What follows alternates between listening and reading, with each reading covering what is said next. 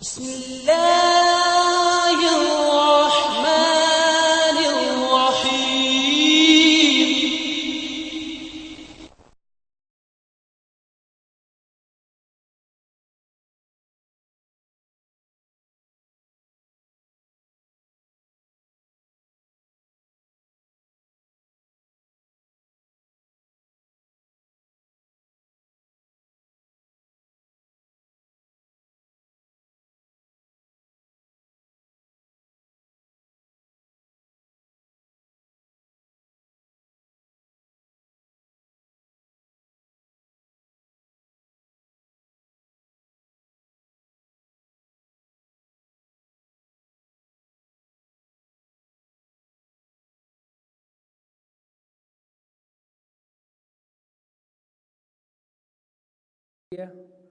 رئيس منتدى تعزيز السلم، أصحاب المعالي، أصحاب السعادة، أصحاب الفضيلة، السلام عليكم ورحمة الله تعالى وبركاته. نلتقي اليوم في الملتقى الثالث لمنتدى تعزيز السلم على أرض دولة الإمارات العربية المتحدة، وبرعاية كريمة من قيادتها الرشيدة، وبعناية من سمو الشيخ عبد الله بن زايد آل نهيان وزير الخارجية والتعاون الدولي. أيها الحضور، منتدى تعزيز السلم تأسس على أهداف نبيلة وغايات سامية محورها الإنسان والأوطان، ورسالته الإعلاء من شأن الإنسان في كل مكان، ودعوته هي دعوة للحياة، هي دعوة للسلام، هي دعوة للمحبة، هي دعوة لتكريم الإنسان.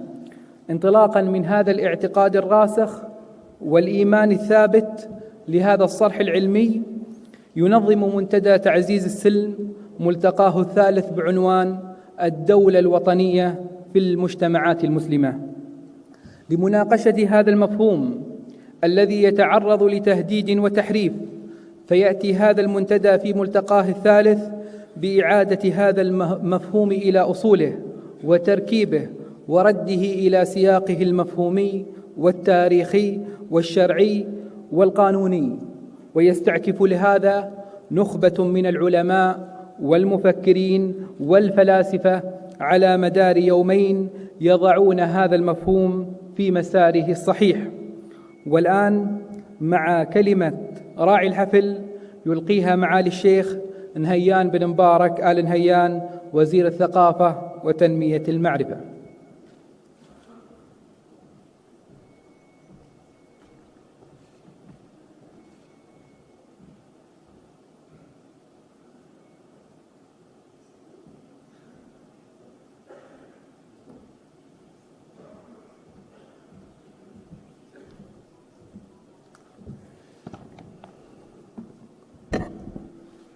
بسم الله الرحمن الرحيم.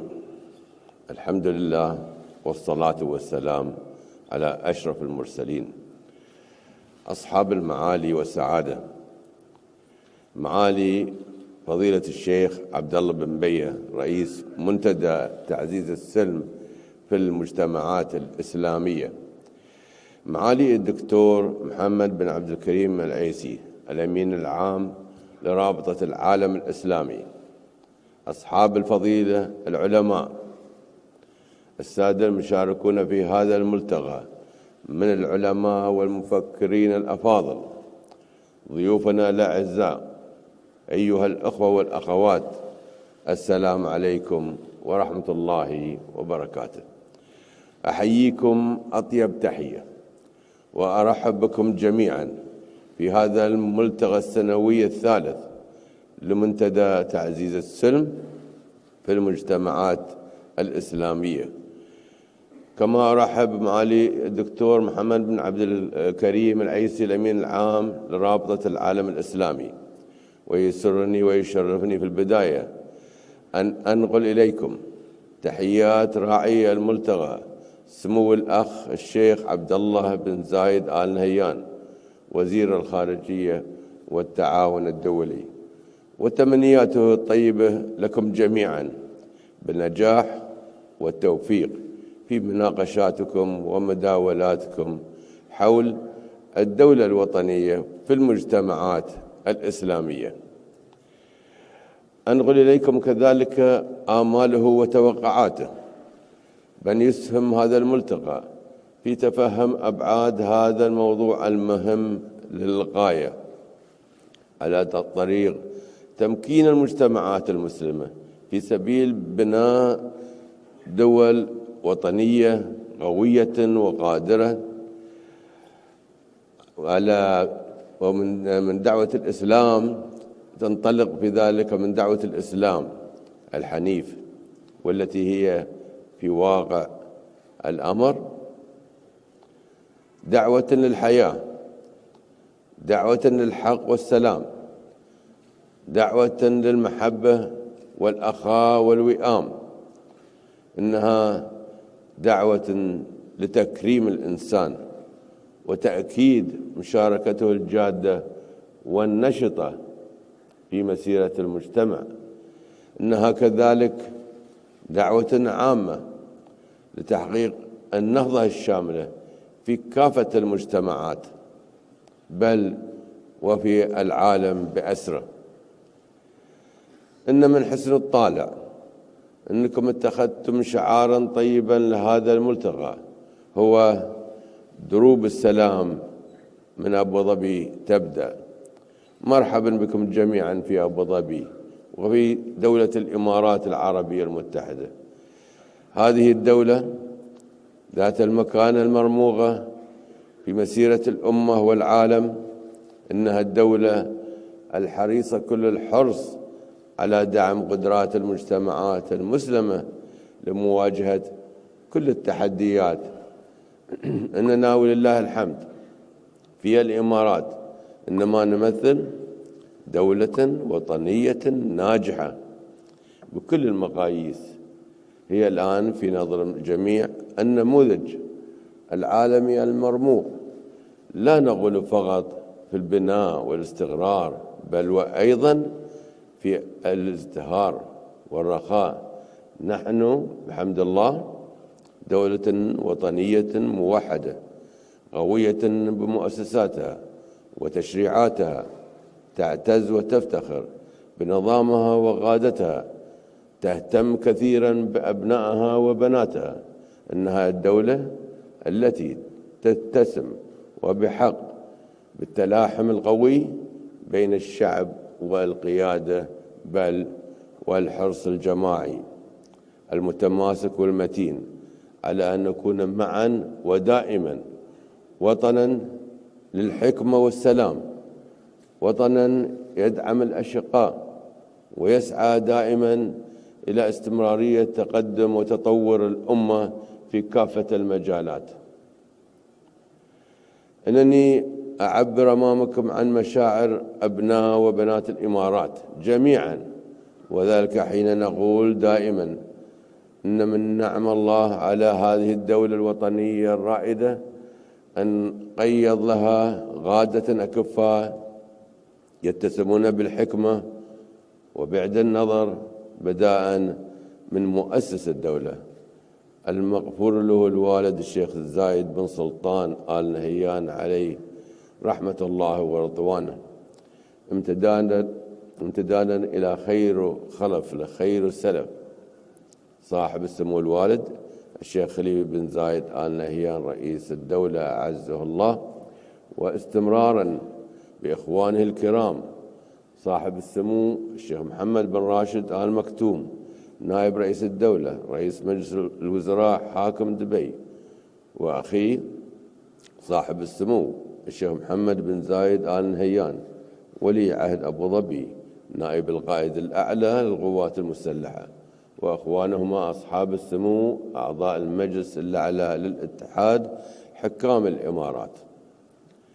إننا في الإمارات نعرف طريقنا بوضوح في أن القيادة الناجحة هي أهم المتطلبات لبناء الدولة الوطنية على أسس ثابتة ومتينة.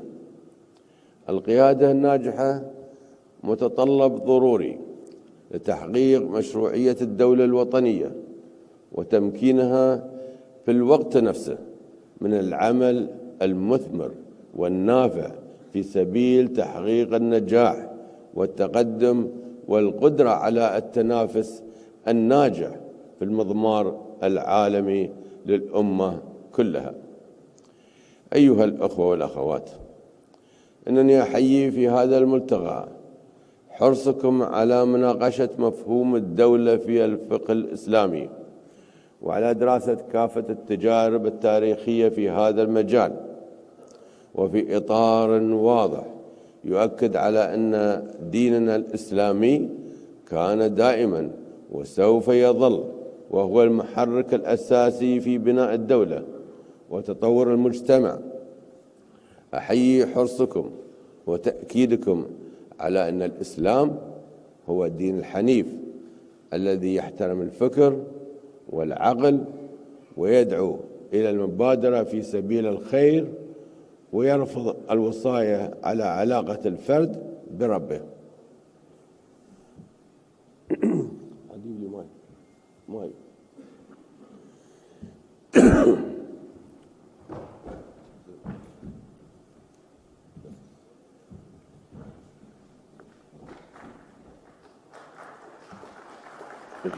شكرا. الإسلام في مجال بناء الدولة كان دائما وما يزال مرتبطا بمنظومة القيم والمبادئ تلك التي تحقق العدل والحرية والحياة الكريمة للفرد والتقدم والرخاء للمجتمع. الإسلام يدعو دائما إلى التراسل المتزن والمتوازن بين العقل والواجبات، وهو بذلك يتفق بل ويتسق تماما مع مفهوم واع ومسؤول للحريات. هناك حقوق مفروضة للفرد وللجماعة، هناك حرص كبير على تمكين الإنسان من الاستخلاف في الأرض وتعميرها لما فيه الخير العميم للجميع.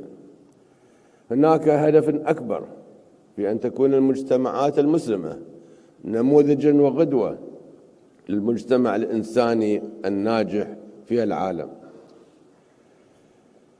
في هذا الإطار الواضح الذي اتخذتموه أساسا لمناقشاتكم في هذا الملتقى، يبدو أمامنا عددا من الملاحظات أود أن أشير إليها فيما يلي وباختصار شديد.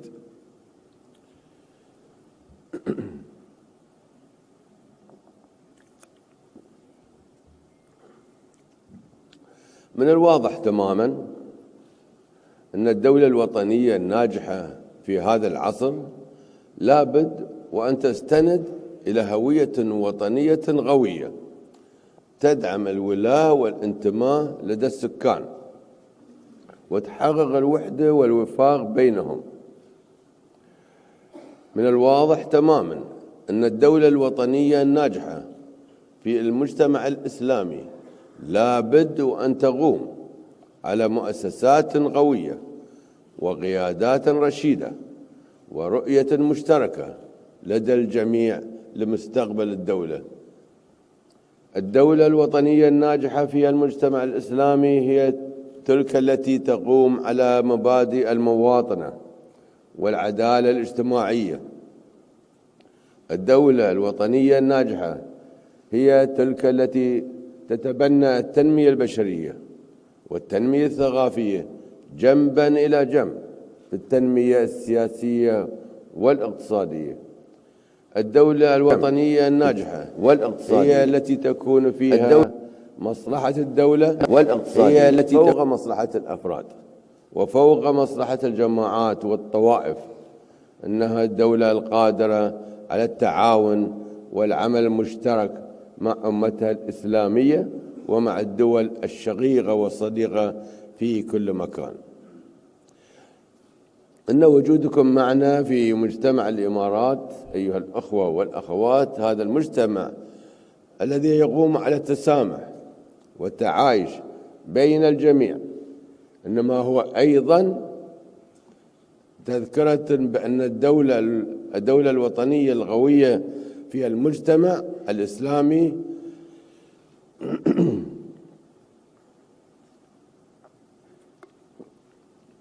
هي تلك الدولة القادرة على التعامل الناجح مع التعدد والتنوع في الثقافات والحضارات.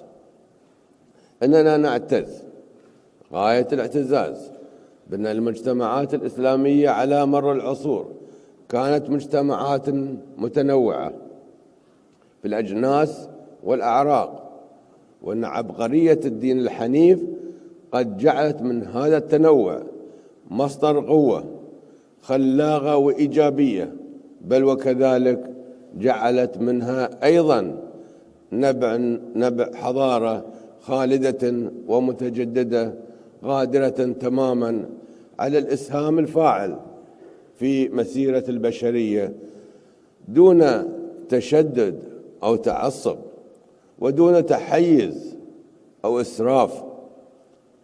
أيها الأخوة والأخوات، إننا نحمد الله كثيرا أن أمتنا الإسلامية بتاريخها الزاهر ومجدها التليد بل وإمكاناتها المتنوعة، هذه الأمة ظلت قادرة تماما على تأكيد مكانتها في كافة مجالات التقدم الإنساني والحضاري، دون أن يكون في ذلك أي مساس بشخصيتها أو هويتها على الإطلاق.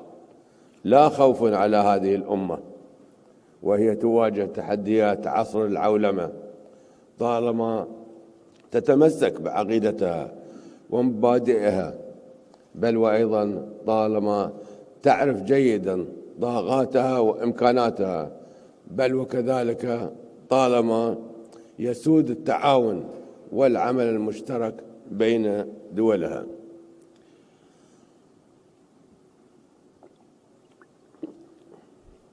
في منظومة متجانسة وتنسيق مبدع وخلاق بين مصالح كل دولة ومصالح الأمة كلها. مرة أخرى أحييكم وأكرر ترحيبي بكم، كما أشكر كل من ساهم في تنظيم هذا الملتقى وتطلع إلى نتائج مناقشاتكم التي آمل أن تكون على قدر ما يتوقعه الجميع، كما أتطلع كذلك إلى خطواتكم التالية على طريق تحقيق الخير والفلاح لكافة المجتمعات الإسلامية، بل وتحقيق الرفعة والتقدم للعالم كله. وفقكم الله إلى كل عمل نافع، والسلام عليكم ورحمة الله وبركاته.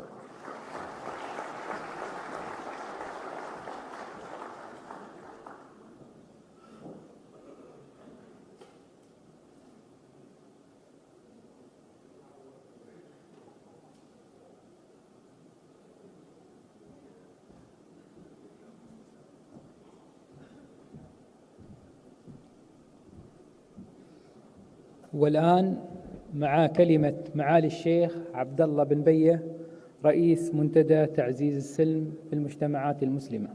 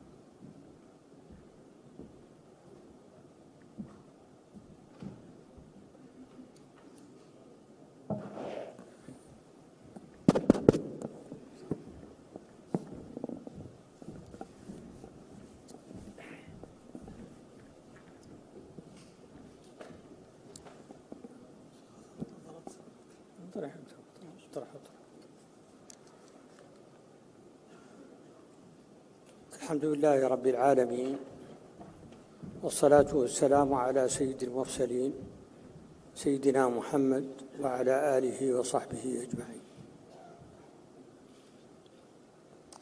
صاحب المعالي الشيخ نهيان آل نهيان، وزير التعليم، وزير الثقافة وتنمية المعرفة، صاحب المعالي والفضيلة الشيخ محمد عبد الكريم العيسى، أصحاب المعالي، أصحاب الفضيلة، أصحاب السعادة، كل باسمه وجميل واسمه، السلام عليكم ورحمة الله وبركاته. نلتقي اليوم في رحلة السلام من دار السلام من هذه الأرض المباركة لنحمل دعوة السلام. نلتقي اليوم إلى آفاق في رحلة السلام من دار السلام، نحاول أن نصل إلى القلوب قبل أن نصل إلى الديار وإلى المدن وإلى القرى. رحلة السلام نبدأها من هنا، من فضاء التسامح في هذا البلد الطيب الذي أفسح لنا المجال وفتح لنا القلوب والعقول قبل أن يفتح لنا الأبواب التي وجدناها مشرعة لدعوتنا هذه. أخاطبكم في هذه الفترة التي لا يمكن أن تصفها الألسن، فاللسان عاجز والبيان حصر لوصف هذه الفتنة العمياء والداهية الدهياء والحرب الشعواء التي نشنها على أنفسنا، والتي عادت بنا إلى حرب داحس والغبراء.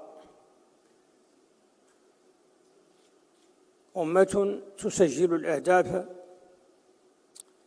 لكنها أهداف الدمار،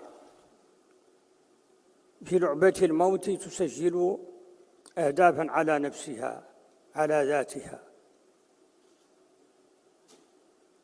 في هذه الفترة، وإذا وصفتها بالحرجة فهو وصف لطيف جدا، نجتمع لنتذاكر ونفكر معا حول سبل حل الأزمة أو دواء الداء، وهو داء عضال نزل بهذه الأمة. لعلي هنا أستعير من نيتشه عندما يقول إن الحضارات تمرض وإن الأطباء هم الفلاسفة. حضارتنا مريضة، ونرجو أن تكونوا أيها العلماء، أيها القادة، أيها الكرام، أطباء وأساة لهذه الحضارة المريضة، أو لهذا الإنسان المتمثل في أمة تكاد تلفظ أنفاسها.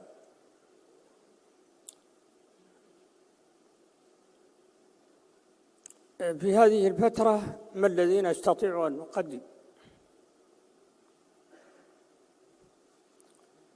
نستطيع أن نقدم مواعظ، نصائح، نستطيع أن نصحح بعض المفاهيم المغلوطة،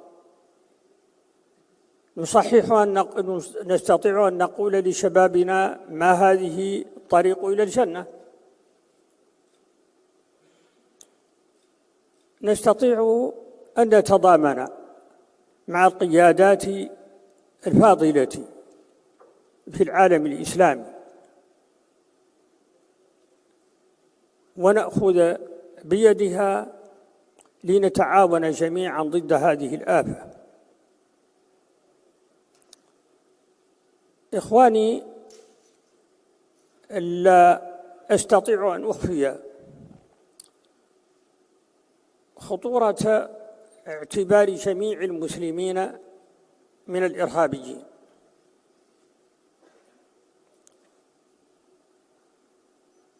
في المسلمين وفي هذه الفترة من التاريخ إرهابيون، لا نستطيع أن نخفي ذلك، والمسلمون هم أول المتضررين. لكن الدعوة إلى اعتبار المسلمين إرهابيين أجد فيها خطورة لاعتبارين. الاعتبار الأول أنها ليست صحيحة بالمرة، فأكثر المسلمين يعانون من أفعال الإرهابيين، أكثر المسلمين يحاربون الإرهاب، فهم ضحايا. الاعتبار الثاني أن هذه الدعوة أو الدعوة من شأنها أن تخرب الجهود المبذولة لمكافحة الإرهاب. نريد أن نكافح الإرهاب معا مع كل أولي النوايا الطيبة الحسنة، مع أولي بقية من القوم في كل مكان من كل الديانات ومن كل الأجناس. لكن تصنيف المسلمين تصنيفا عشوائيا واعتباطيا من شأنه أن يحبط الجهود التي يجب أن تكون جهودا متحالفة متضامنة لحل مشكلات العالم، لأنه لا يوجد بلد بمنجى أو بمنأى من هذه الآفة.